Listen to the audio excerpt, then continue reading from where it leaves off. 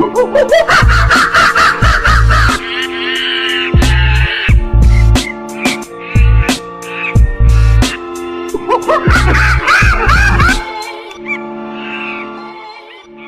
there, everyone. Welcome back to Bunch of Apes. I'm once again delighted to be joined by my guest, although I'm delighted to be joined by him, but I've got some slight trepidation about pronouncing his name correctly. So I'm going to just go with it, and I'll be able to tell from your reaction. So, Agustin Fuentes. Close enough. Agustin, right? Agustin Fuentes in Spanish, but that works. Agustin in English, Fuentes. Right? Yes.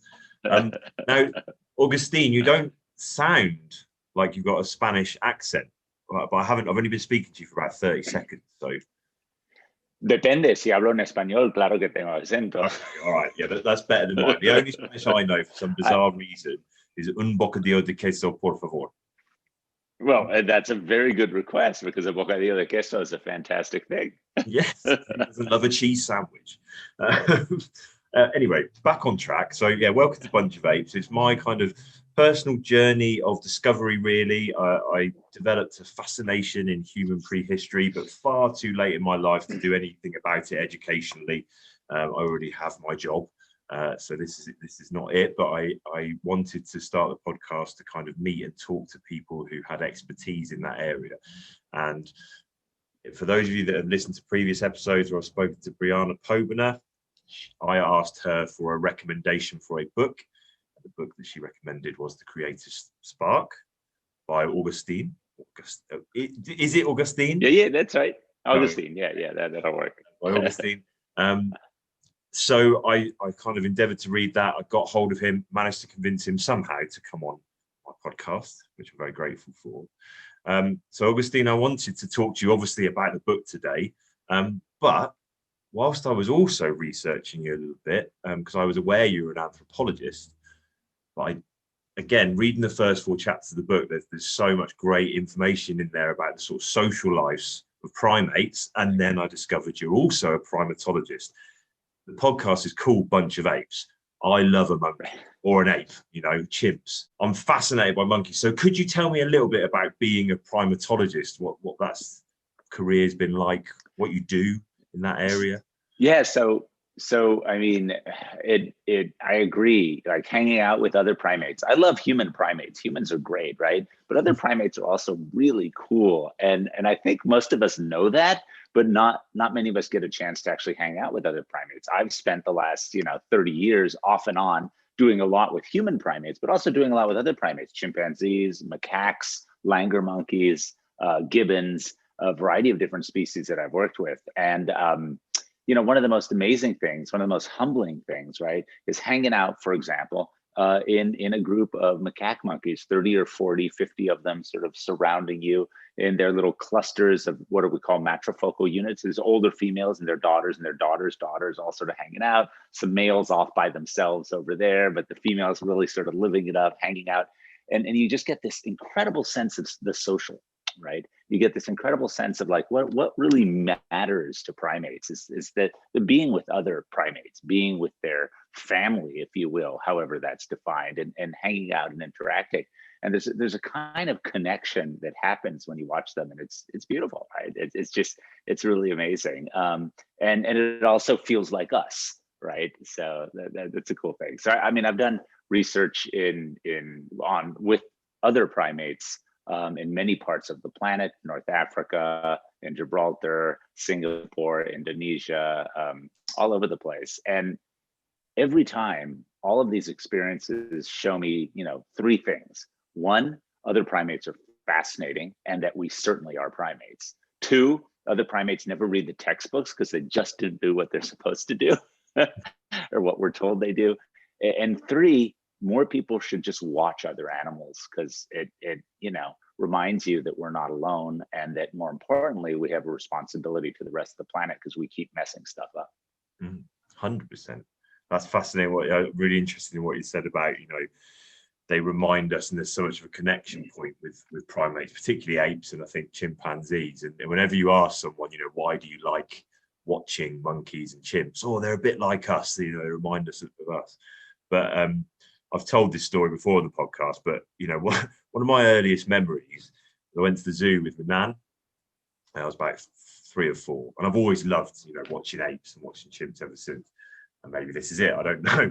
And I'm sort of stood there, the orangutan enclosure with my nan, and she, this sort of teenage orangutan, sort of running up to the front of the cage and just starts furiously masturbating in front of me and my nan. And then this other one comes running up behind and hits him over the head with a cardboard box, and they both run off. And I sort of looked at my nan, and the most confusing thing for me, which I don't really know why to this day, but she looked down at me and she said, "Let that be a lesson to you." I don't know what the hell she was trying to teach me there. But I would never do that in front of your grandmother. So there's that similarity, but that huge difference point, I guess. Right. And your book is definitely not about masturbating orangutans, but it is about that. It is about that differential, I think, isn't it? It's about that journey into what differentiates us as a species. Yeah, and I think that's really important. And 2 things. One, that's a great review of a book. It's not about masturbating orangutans. I think I should be on the back of a book, right? But the other thing is that orangutans are amazing creatures. I was lucky enough, amazing persons, just amazing other beings. I was lucky enough back in the late 80s to spend some time in Tanjung Puting, the famous site where Brute Galdikas did the work with orangutans. And so I was doing some work and spending some time there, and I got to meet a number of the rehabilitant orangs moving in and around camp and going back and forth. And it was just a life-changing experience, and they taught me a lot. Mm.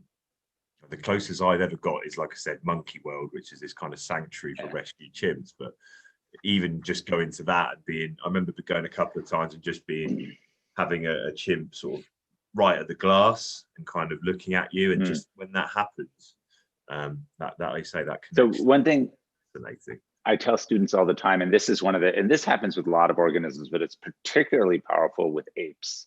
And what you just described is you probably felt what I'm about to describe, and that is when I remember started working with chimpanzees and my interactions with orangutans. When I look at them, they look back in a way that is completely understandable to me. And that's, they look at you, and that's and it's very hard for me to work with captive primates in general now, particularly apes, because they know, they totally understand that they're in captivity, and they're not happy about it. I'm not a massive fan of it at zoos, but like I said, I'm not by any way sponsored by Monkey World, endorse it, but but they rescue mistreated animals. So I mean, I guess even more so that kind of connection. That's maybe it's because you know their story, but you can feel that kind of sadness a little bit, or that wonder. Yeah, and the sanctuaries are so important. The whole idea that we've mistreated and abused so many animals in general, but primates in particular, and the sanctuaries for these primates to at least live out the rest of their lives in a reasonable environment that's social and safe is a good thing. Now, going on to the book, The Creative Spark, so all-encompassing of our journey. The interesting thing for me, which I've, again, as a layman with no sort of background in anthropology or anything like that, I've always, I guess, been more familiar with the idea that humans as a species, it's their sort of hyper-social structures that have kind of separated us. But I'd never really, stupidly perhaps, put so much weight on the imagination, the tool development. And actually I was fascinated, even though I thought I understood primates and how social they were, some of the examples you gave of some of the social things that primates do that are not too dissimilar to us at all, but the sort of huge disparity in tool use, and how actually even simple tool use is still only available to the sort of great apes. Tool use itself is not completely uncommon, but tool creation is much less common, right? So the making of tools. So and some, chimps will strip twigs of the leaves and whatever and use them and modify some other things.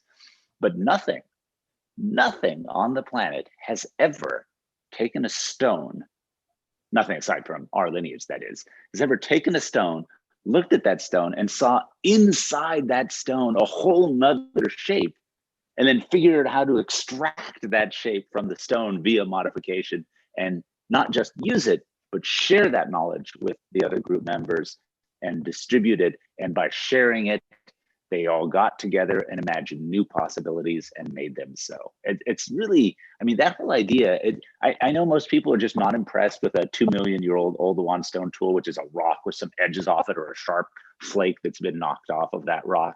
But that's a distinctive reality in the history of the planet.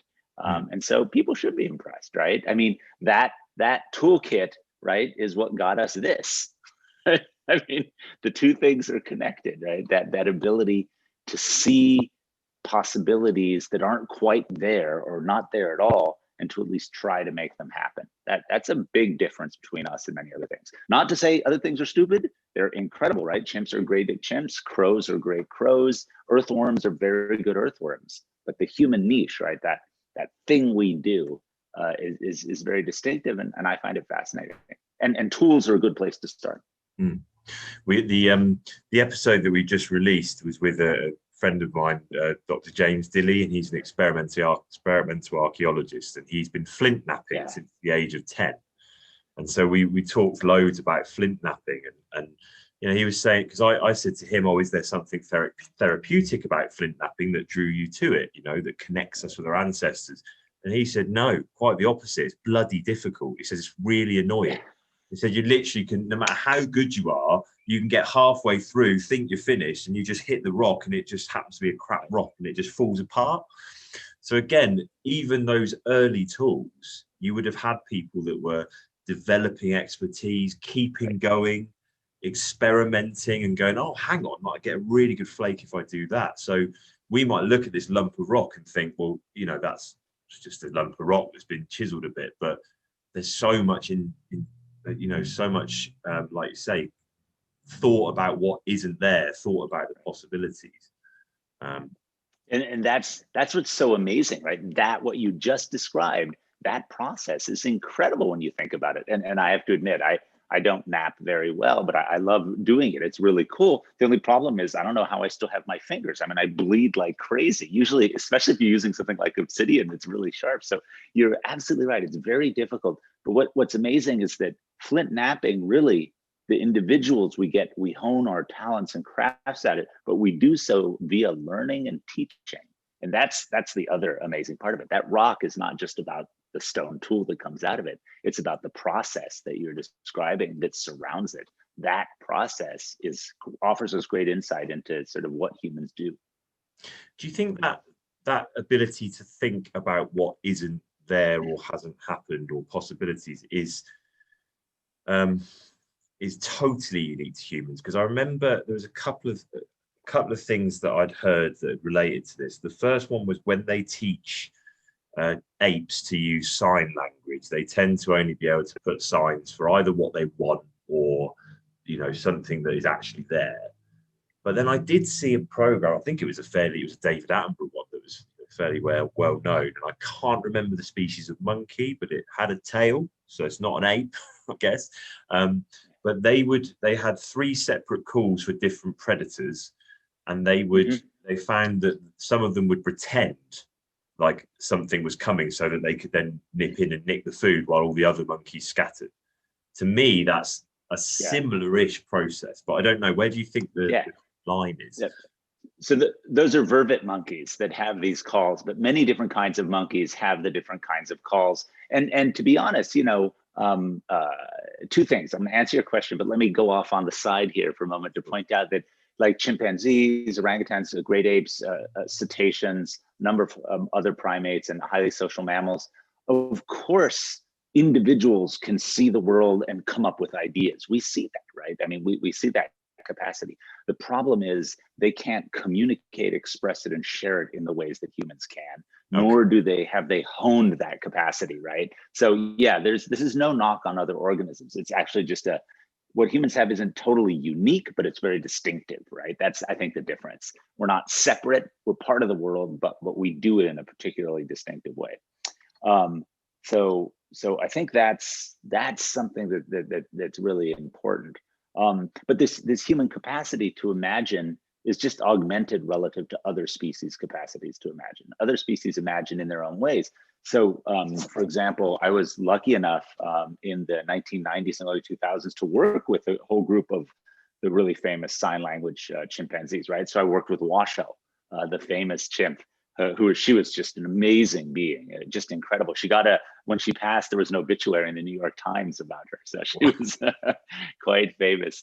But her and her adopted son, Lulus, and the whole group there, they used a whole range of signs. But what people always found very interesting in the whole ape sign language is they're trying to get them to be humans, right? To use a human mode of engagement and to do it the way humans do. And for chimps, that's not that relevant. For chimps, their world, their sort of view of the world is different. And so what I saw with those sign language chimps, which fascinated me and I thought was amazing, is they used human terms, human acquired cultural symbols to mess with the humans and to try to get them to do what they wanted them to do. The bottom line was they didn't act like humans, they act like chimps having incorporated human symbolic expression, which I think that's amazing.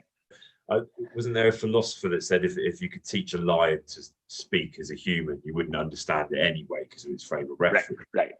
I think that's really interesting because humans have this hubris, right? We think we are the thing, right? And so we always look at other animals and compare them to us.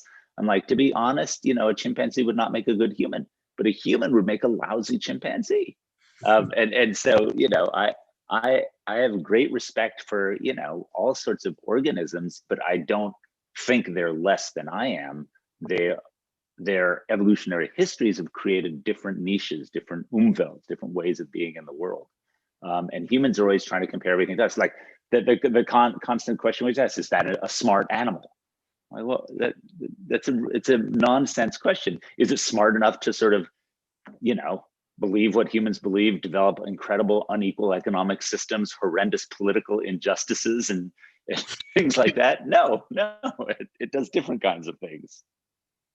That's the other great thing I'm getting from the book is just, you're very good at striking a balance, looking at this kind of creative spark as our niche, but it actually, like anything really, has some wonderful things to it and some things that are, equally dark and damaging and, arguably causing damage to our environment. So. Yeah, to our environment and to the world. And I think that's one of the things that I hope people reading the book and reading my most recent book, Why We Believe, in both of the books, I try really hard. People always accuse me of being, Augustine, you're always saying about cooperation and connection and creativity. You're just thinking humans are all great. And I say, well, if you actually read what I'm writing, my whole point is it's not good versus bad. It's not cooperation versus conflict. It's this sort of, they're not binary opposites, right? They all come from the same stuff. So it's understanding the patterns and the capacities and the potentials, and then trying to understand what we do with them. I'm not saying, we ran around through all of our history, holding hands, running through the daisies. Of course not. We hit each other over the head a lot. It just, those two things aren't opposites, right? We can run through the daisies and hit each other over the head. And we've shown repeatedly that we do both of those things quite well. It's interesting because in my my actual job, my kind of career, I support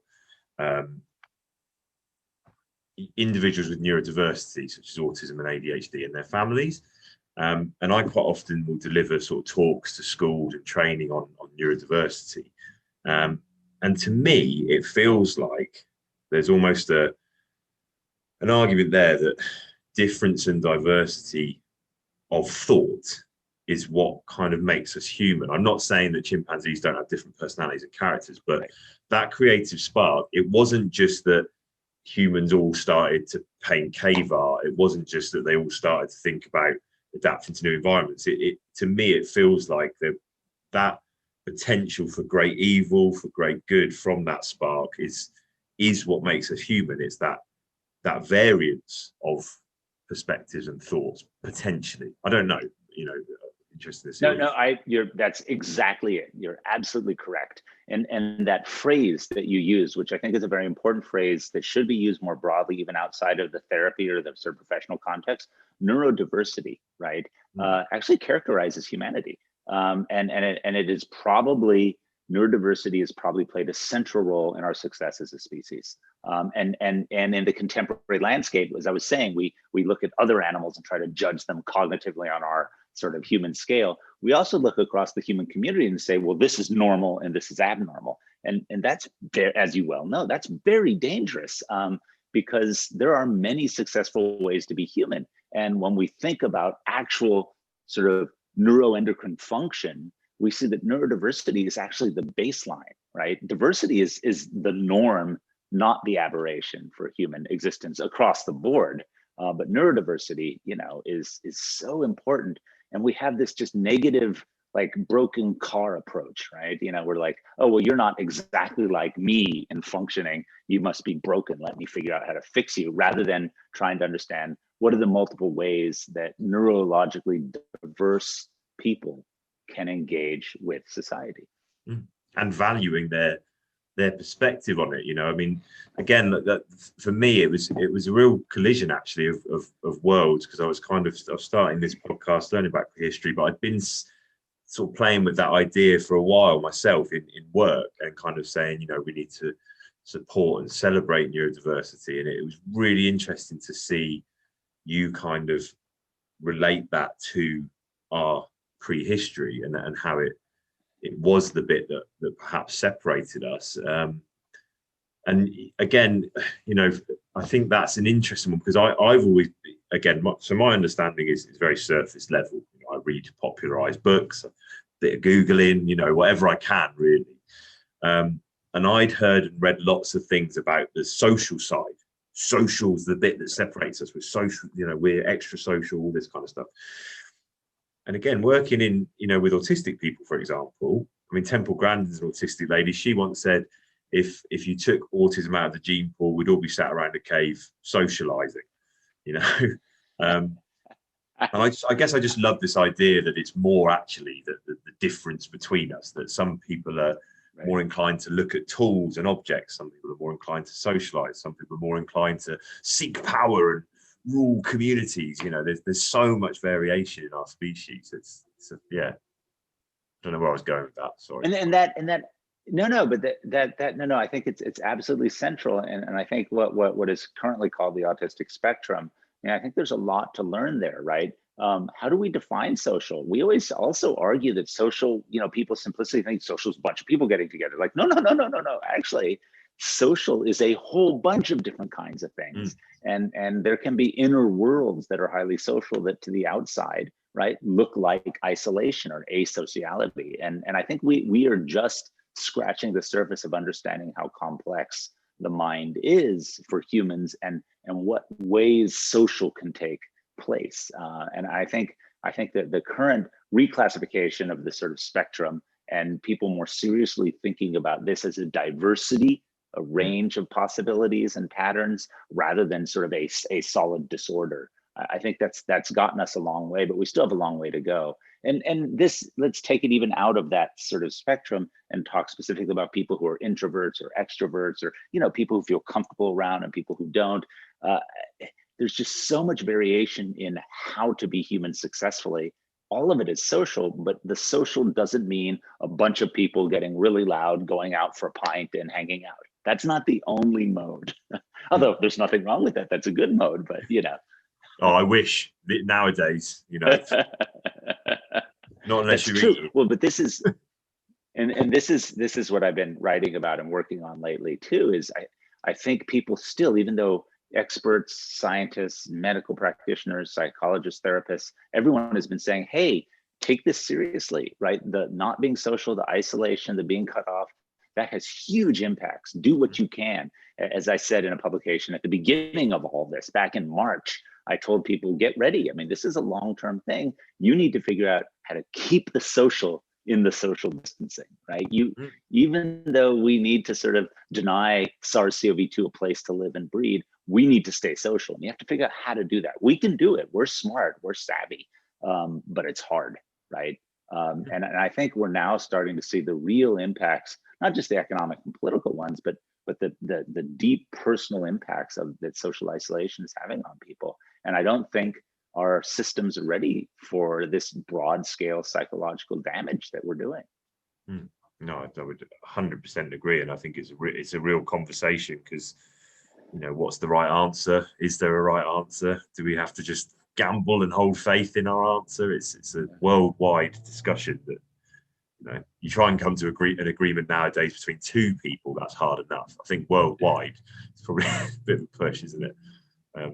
One thing I did want to ask you is, so I've kind of, again, a rough understanding of the human story, and particularly with Homo sapiens, we're looking at earliest known fossils, say 300,000 years ago, but yet no signs of things like cave art until, well, I guess the argument is 70 or 40, depending on I got corrected on the research the other day, so that changed. But but also I was reading something that equally made a good point, that actually that's just cave art, so it would survive. Right. So but then with tool use as well, am I right in thinking that there wasn't huge leaps in the development of tools between 300,000 and, say, I don't know, 40,000 years ago?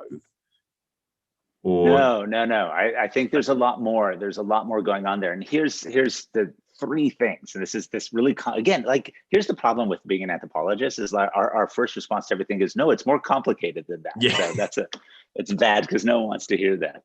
But so first on the art, I mean, my colleague Mark Kissel and I have published a few things, and a number of other people have published on this, but we published a big overview of all the things that could be art or symbolic or sort of meaning-laden representation.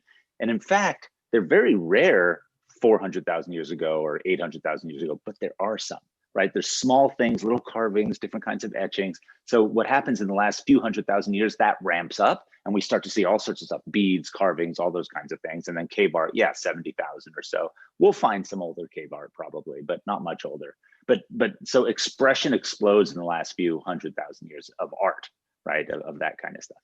But putting that aside, if you look at stone tools, this argument has been made for a long time that the early Olduvans type of tools are about 1 million years with no change. That's not totally true, because there's a lot of regional variation, like how they're being made, but they're not super fancy or technologically advanced. Then we get the Acheulean or Acheulean toolkit, and that goes about 500 to 1,000 years.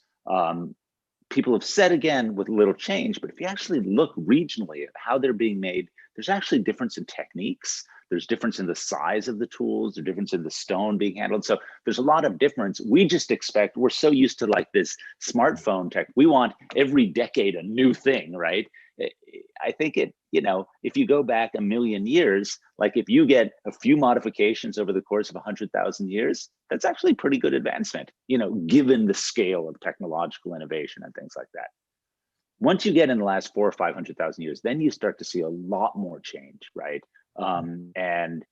You could look at some of the recent work from Katupan in South Africa. You can look at this great work on lithics in the Arabian Peninsula.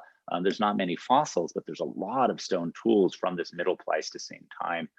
Stuff in India, stuff all over Europe, and stuff in other places throughout Africa as well, where you get more and more complex toolkits, but they're regional, right? So different areas are doing different things with similar or different materials. And that's where you get the real variation. And then in the last 100,000 years, you get this explosion of really nifty stuff in the last 40,000 years. Well, Why do you think that is? Because why do you think we had essentially, well, we don't obviously 100% know, but modern anatomically modern humans from, say, 300,000 years ago, and yet none of that explosion as such until about 40,000 years ago. But and I'm not, we got to go away from the explosion thing. I'm not trying to say aliens. I'm not doing the aliens. No. No aliens thing. No, but it's not really an explosion, and that whole idea is wrong, right? It's that we have this ongoing thing, and so in some places it ramps up, in some places it ramps down, and what happens is over the last 300,000 or 400,000 years, we have increasing population densities, more connections between groups, more transmission of ideas, and you need to get a certain level of exchange and sharing and knowledge to get this sort of giant meta groups, right, working on these same kinds of things. And that's when you start to see more rapid change. If change is only happening in little isolated groups, most things fail or go extinct, or we just don't see them, or they don't really spread. But once you get more and more connection, right, and we see good evidence of this by, 200, 300, 400,000 years ago in East Africa, where they've done some long, 100,000 years of history. Rick Potts and his group has shown that, this regional trade of up to 80 to 100 kilometers coincides with this diversification of toolkits, diversification of different kinds of resource use, connections, sharing, being challenged, all of that stuff makes it ramp up. So two things. One, this explosion or revolution is not an explosion or revolution. It's a pattern and a process that gets more and more sort of active as more connections happen. And two, we don't really know what Homo sapiens is. We're making these like the skull from 300,000 was like, oh, this is anatomically modern. No, that's anatomically modern.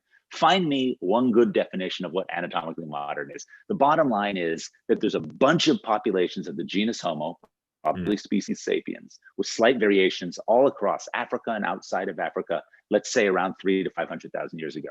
They're exchanging genetic material and cultural material over time, and that mixing and movement is what gave rise to us. There wasn't like an Adam and Eve, right? There wasn't a single sort of species event. It was probably this sort of dynamic complex. And we can see that in the ancient DNA, right? I mean, we all have DNA of multiple ancient populations.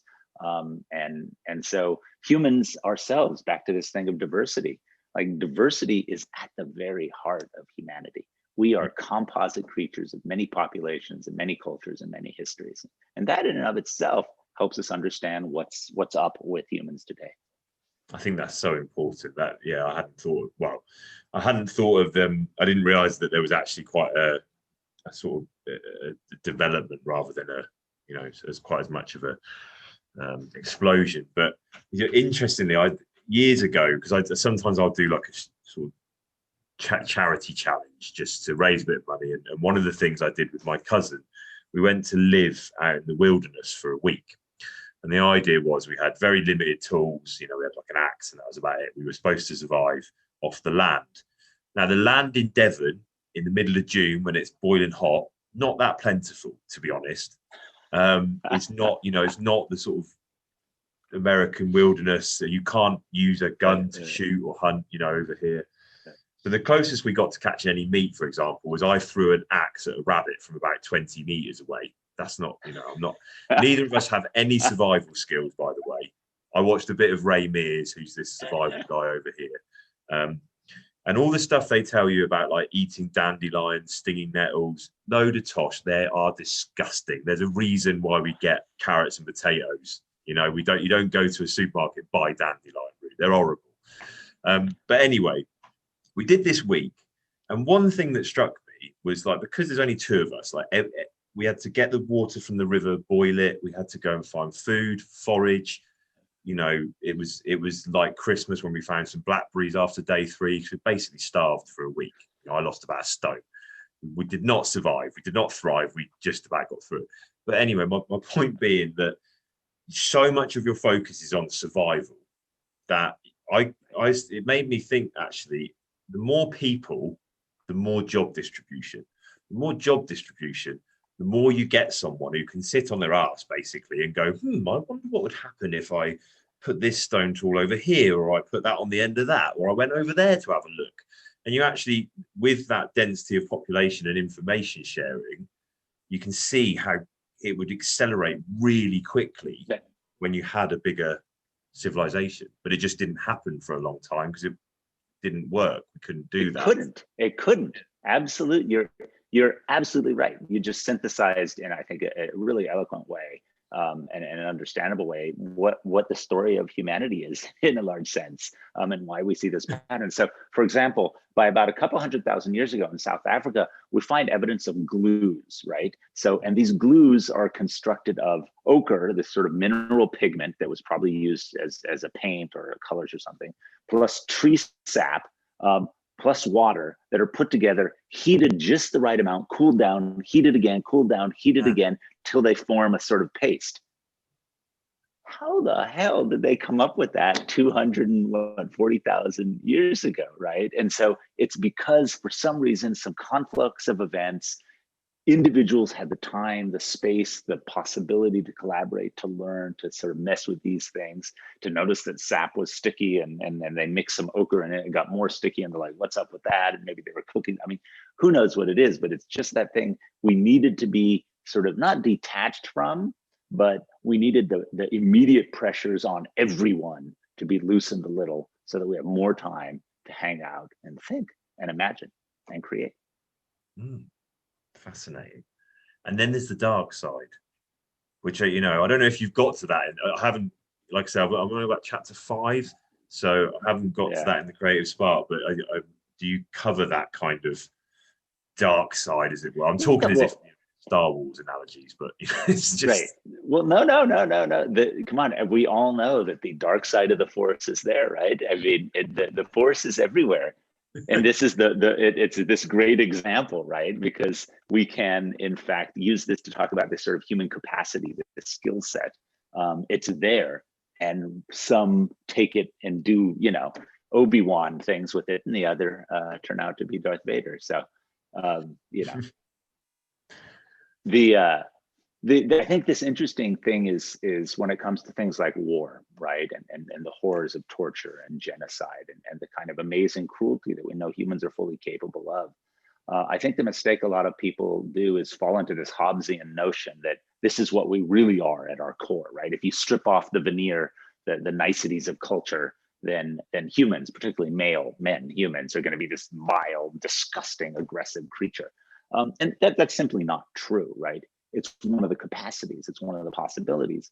But war and genocide and torture and cruelty, they don't just pop up out of nowhere. I mean, there are psychopaths, right? And sociopaths, but those are rare and few and far between. What we have in, for example, war, what people don't realize is an incredible sort of creation of a cooperative moment, right? Through the creation of an ideology and an imagination and a creativity that unites people together, so united they're willing to go die for their kin or their belief or their ideas. That's, I mean, it's horrible, but it's also amazing, right? That we can do that. Most other organisms, like when they get into a big fight or something, and some much larger thing is coming at them, they're like, I'm out of here. This is it. I'm gone. This is ridiculous. Whereas we have countless examples of humans committing atrocities or sacrificing themselves for the love of others or an ideology or a belief. And so that same capacity, which we hold up as great in some ways, also gives us this opportunity to do the worst things humans can do. I guess it's almost like a dangerous combination of that creative imagination and that hypersocial ability, because you can either have this kind of inclination for humans to, like you say, get behind a cause, and it almost feels like there's something about being part of something irrelevant. We don't really care what that thing is, but we're just part of it.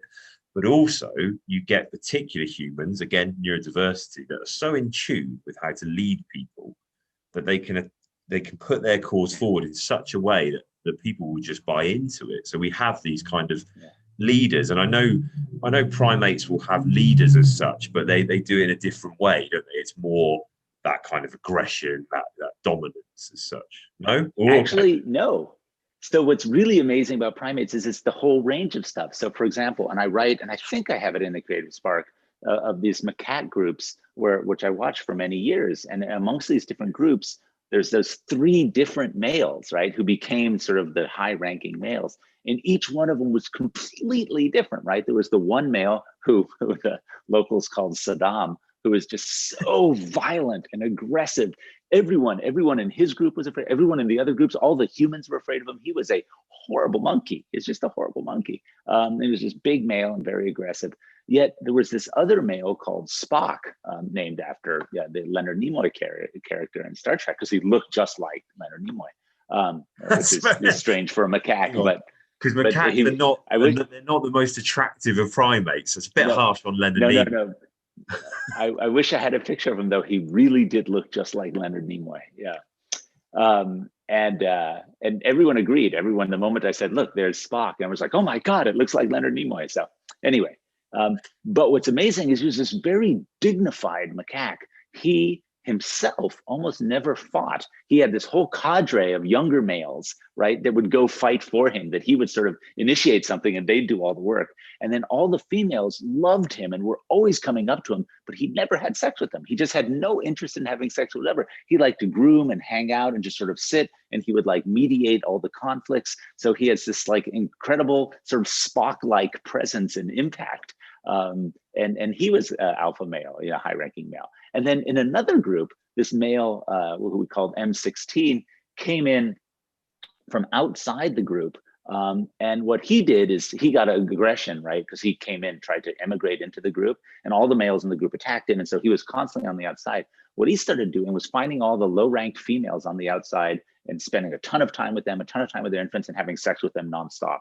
And he just worked his way through every single female in the group, having sex with them and being really nice to them and grooming them and helping them out, all the way till he got to the highest ranking females. And when they supported him, he became the high ranking male. All the other males got sort of booted from the group. I went to school with guys like that, just like all mates with all the girls, and then just working their way around, snaking the grass. Although arguably then, macaques are way more developed than us, because no matter what type of human leader you have, whether he's a megalomaniac, whether he, you know, pulls strings, he's a puppet master, he's always trying to have sex with something. So that middle macaque Yeah. arguably an extent, you know. Again, then, you know, maybe well, it was like, it was our ideal, the Spock ideal, right? This logical sort of caring sort of. Well, I think right now we can't look around us at our political leaders right now and think that this is sort of a good characteristic of all humanity. I'd really feel bad if those leaders. Let us just take the leaders of our two countries. If we're going to look at these guys as the sort of the perfect example of leadership, we're doomed. But I don't think they're good examples. We probably shouldn't get too political, but I mean, you know, let's put it this way: you're probably able to draw a lot of conclusions from studying macaques. Pretty similar in terms of intellect, functioning. You know, probably doing a disservice to the macaques. No, much higher. No, I'm saying I've met many macaques that I would much rather see be running the country than the folks that are doing it right now. It'd be simpler times, I think, for the better argument. There'd be a lot more sweet potatoes and bananas around, I'm sure. So again, then, you know, it's not so much that social aspect that is that separating. It really is that diversity, that creativity. It sounds like, you know, that's in combination with the social, right? I mean, that's the thing. There's a whole bunch of things that explain humans, and they're dynamic and they're interactive. And that's why, you know, people always want simple explanations, like, oh, it's some religious explanation, or it's some simplistic evolutionary explanation, or it's the one thing, it's the gene, it's this behavior, it's that trait. It's a mess. It's messy to be humans. We all know that. We're humans. It's not an easy thing to do. But what is amazing is if we just sort of step back and ask, what's the range? We see that diversity of many kinds, social, neurological, morphological, cultural, is at the heart of what allows us, enables us to be successful. And I think that's a very different perspective, but it's one that's backed by the science. And I think it's one that could help us societally moving forward, because that right now, that's a big problem for people to deal with. Do you think, because it's funny, you mentioned the word science, and, you know, science to me would represent the human trait of asking why. Why does something happen? Why is this? Why is that? And again, you know, throughout the course of human development, you know, religion has that sprung out of that need to explain why, or is it just a socially manipulative structure? That's probably another conversation for another day. But yeah, I guess would you say that is another sort of uniquely human trait, our kind of questioning mind, our kind of why does that do that? Well, you're going to see later in the book, when you get to it, I have a whole chapter on science, right? And a chapter on religion, but the chapter on science, because science is a creative process and a trait, and it's a characteristic of humanity. This capacity to think scientifically is exactly that. And I think it did not originate with Francis Bacon or, this sort of Euro sort of central notion of a particular kind of science, this inquisitiveness, this idea of, wow, how do these things work? Or how can I tweak this? How can I figure this out in a way that other organisms don't have access to? That's characteristic of humans, and that's gotten us, for better and worse, right, where we are today. Again, the dark side of the force. That I would say exactly. That isn't it interesting that, because again, I've got I work in sort of aspects of mental health. Mindfulness, everyone's kind of now pushing mindfulness forward, being in the moment, being present, not thinking too much about the whys. And I always, I do look at animals in general, and that is one thing that, again, I'm not saying they're all carefree, but they live in that kind of moment to moment existence, which right. Your notion about other organisms and the ability to be in the moment, we forget that sometimes because we think too much, right? And I think that's one of the challenges of having this incredible cognitive capacity. And so we have to sort of balance it by using it to deploy it to do the things we need it to do, but not let it take us over, right? We should be able to that's the part I like about mindfulness. But the other part, I think what you pointed out, is sometimes it's too much just be in the moment, because we do have to plan and figure stuff out too.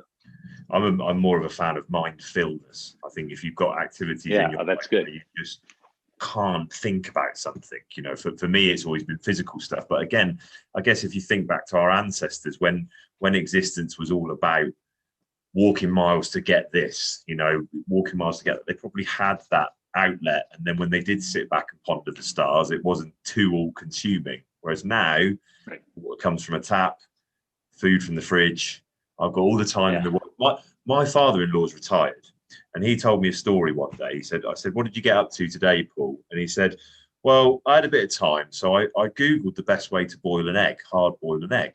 And there was about 20 different methods. So I tried them all, and I found the one that was the best. And I said to him, wow, you spent all day doing that? He said, yeah. And I said, so which one was the best? He said, I can't quite remember, to be honest. Now, he's worked hard his whole life, so he deserves that time. But you can't imagine, our early ancestors having that luxury to kind of ponder existence. That's true. Boiled egg. That's true, but also at the same time, what an amazing moment we're in, where you can Google the best way to boil an egg, find 20 examples, and do them. And this is, there's so much bad about the internet, but there's so much good about it. And this sounds weird to say that's a good thing, but if you really take the time and you're careful, we have access to more knowledge and information than we ever had. The problem is misinformation, lies, and manipulation, right? You have to figure out how to do those two things. But it is interesting, because now not only do we have the time, especially in the pandemic, where we're all just sitting in our homes, but we have access to more information, maybe in a day, than many of our ancestors had in their entire lives. But like you said, it's about managing that, isn't it? It's about figuring out how much of this can I actually. So it's having the skill set to critically think. Definitely. Augustine, sorry, I'm missing the pronunciation now. No, you got it right. Augustine. No, that's right. Perfect. Yeah. I want to try and keep these to an hour, and I don't want to take up too much of your time, which I'm sure is valuable. And I'm not paying you anything, so I probably should have made that clear before we started, but hopefully it was. But I do absolutely. I do like to finish off with some questions that I ask everybody. So I won't give you a heads up and tell you how Briana answered, but so okay. First one is, if you could go back in time to a particular point in human history, only one, and have a little look, where would you go? What would you want to see? Where would you want to witness? So you're killing me, because I want like at least three times. I can give you a top three. That's fine. They would all be in the last 2 million years, right? So the first one would be about 2 million years ago, to see the sort of genesis, more or less 2.5 million years ago, the genesis of our lineage, right? To see what were these little hairless, fangless, clawless, naked bipedal apes running around. What were they actually doing? I want to hang out with them for a day, right? Just to sort of see where our root is. So that would be one. The next one would be, sometime between 300 and 500,000 years ago, probably in Southern Africa, Eastern Africa, maybe even North Africa, somewhere where this sort of just the beginning of that emergence of the connections and all those things were going on. So just when certain tools were being developed, but certain exchanges were starting to happen, when our ancestors were first starting to recognize the bigger world and the connections. And then, and this is the hardest one, but I'd probably like to go back to the world at, let's say, 10,000 years ago, and try to spend 5 years walking across the planet to just see what was going on. Because at that point, the beginning of domestication, the beginning of sedentism, the incredible complex foraging groups, the emergence of the very earliest sort of things like warfare and like organized, institutionalized sort of religious structures, all of those things were just, that's the time when that stuff is just starting. And I would just love to see what it actually looks like. And then, of course, what I would really like is a time machine to go back once a week to a different time in the past. Now I'm just getting greedy. You have been rightfully greedy, though, because, straight off the bat, you wanted 3. Then you wanted 5 years to walk around in one of them. Right. Which does lead me on to my next question. Is if you could go back and you could take maybe all your loved ones, they're all up for it. You've somehow, convinced all your friends and family to come with you, but you couldn't come back again. Would you do that? No. No. Fairly standard answer. And I think that's very interesting. I mean, it's because I don't have nostalgia for the past. I have fascination with the past, right? My nostalgia, let's say, that sense of longing is for a better future, right? And so I think there's no place like the present to try to make the future a better place. So that's why I wouldn't go back. Okay. These ones are slightly more personal to you. Would you spend the day, if your brain could be transported into a chimpanzee, would you spend the day as a chimp, or is it just too risky? Oh no, of course I would. Oh my God, you can't imagine how many times I've imagined this brain being translocation to other organisms. I would love to spend time as other organisms. That would be probably one of the most life-changing experiences. Seen that, but chimps, they can get up to some horrible stuff in the course of a day. You could have yes, they can. Male, yes. Or have a bit of it to do with. You could have a quite promiscuous female offer things up. There's a lot of choices to make. But remember, I've been studying sort of what chimps do in primates for a long time, so I'd have insider knowledge, right? Yes, and I would be like, okay, this is what's going to happen. Now, the funny thing is, thinking about being a chimp like a human might get myself killed. So who knows? But it'd be worth a shot. And finally, I got along that theme. Planet of the Apes. Any chance? Do we think the monkeys are going to start? No. I mean, not exactly as it happens, but no. No. But the thing is, we're already on Planet of the Apes, and the best and worst possible ape to take over did, right? And so here we are, and we got to deal with it. So I think the Planet of the Apes got it completely wrong, right? If the gorillas really were in charge of the military and took it, we'd be all mellow. It'd be a beautiful, much more comfortable reality of the world, but it's not going to happen. The chimpanzees, orangs, and gorillas, and this is a sad, reality. We're driving them to extinction, and let's just hope we get smart enough to change a little bit before we wipe out all of our closest cousins. It is the Planet of the Apes. It's just maybe for the rest of the apes, the wrong one got the short straw and won. We're obsessed with films where there's another bad guy, aren't we? Just because we sometimes don't want to look at the fact that we're doing that anyway. Yeah. Although the original Planet of the Apes, which is the best one, at the end when Charlton Heston sees the Statue of Liberty and he falls to his knees, it still ends up being we're the bad guys in the end. Yes. Yeah. We did it all anyway. So, Augustine, thank you ever so much for spending some time talking to me. Further down the line, I'd love to convince you to come back on and talk to me a bit more. But But in the meantime, is there anything, because this is not your latest book, you mentioned another book that you Right. have out. Is there anything you'd like to tell people listening about and where they can find it? Yeah, so The Creative Spark, how imagination made humans exceptional, is a fantastic book. It came out in 2017. You can purchase it at bookstores across the UK. My latest book, Why We Believe, Evolution and the Human Way of Being, published by Yale Press, is also available throughout bookstores in the UK and of course online. It actually touches on many of the things we've discussed today. Highly encourage you, if you're interested, to pull it down. It's both on Kindle and audiobook as well. So, or Kindle and whatever, Audible or whatever the different electronic things. Unlike The Creative Spark, which I actually read, I did the audiobook for The Creative Spark, which is really was so much fun. It was so much fun, but I haven't done that for Why We Believe yet. But if any of your audience grabs any of the books, reads them, and has any questions, feel free to contact me. That's what I'm here for. That's why I write them. Fantastic. Thank you ever so much. If anyone has any questions for if Augustine comes on again, or any questions for me in general, or ideas for guests, or anything really, feedback, the address is bunchofapes@gmail.com. I've been your host, Sam Harris, and I've been joined by Agustin Fuentes. How's that? Perfect. Sam, that's beautiful. Thank you. Thank you everyone for listening. Take care.